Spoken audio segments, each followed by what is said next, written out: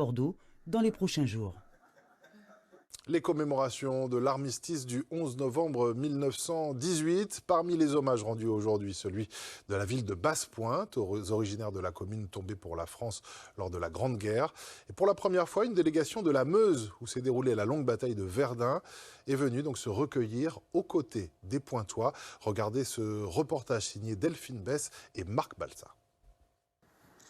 Il y a un siècle, 9000 Martiniquais quittèrent leur île natale pour aller rejoindre le front en terre lointaine. Pour 2000 d'entre eux, ce fut un voyage sans retour. Pour ces hommes qui ont perdu la vie dans l'enfer des tranchées, des attaques chimiques et des pluies d'obus, un nom gravé dans la pierre est la moindre des choses. Cette année, une délégation d'Étain, près de Verdun, est venue saluer la mémoire de ces Martiniquais. Je peux comprendre ce qu'ont ressenti ces gens qui ont tout quitté pour défendre quelque chose qu'ils ne connaissaient pas. Leur patrie, oui, mais bon.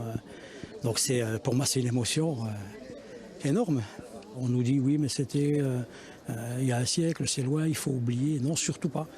Surtout pas pour nous, pour moi. En tout cas, moi, je mets un point d'honneur à me battre de toutes mes forces pour qu'on n'oublie pas, quoi. En ce jour de commémoration. Malheureusement, dans toute la France, 14-18 fut précisément la guerre des oubliés. Et il faut un énorme travail des passionnés et d'historiens pour faire reconnaître par l'État le statut de mort pour la France. L'historienne Sabine André-Vaux-Milton se bat pour cela depuis plus de 10 ans.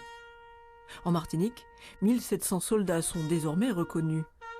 Chaque nom inscrit sur nos monuments est une victoire. Tous les monuments aux morts ne sont pas complets.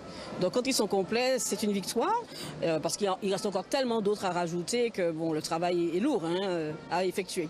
Beaucoup de familles ignorent même qu'un nom d'un de leurs proches figure sur ces monuments. Oui, malheureusement, des fois c'est moi qui leur apprends. Je me dis, bon, c'est pas normal, puis c'est pas juste. Ah oui, c'est triste parce que, c'est comme je le dis souvent, ne pas commémorer, ne pas penser à eux, c'est les tuer une deuxième fois. Présentez. À Basse-Pointe, les noms des 44 morts pour la France sont désormais gravés. Pourtant, comme dans beaucoup de communes, aucun descendant, aucune famille ne vient les honorer. Le combat qui se tient aujourd'hui est un combat contre l'ignorance et l'oubli.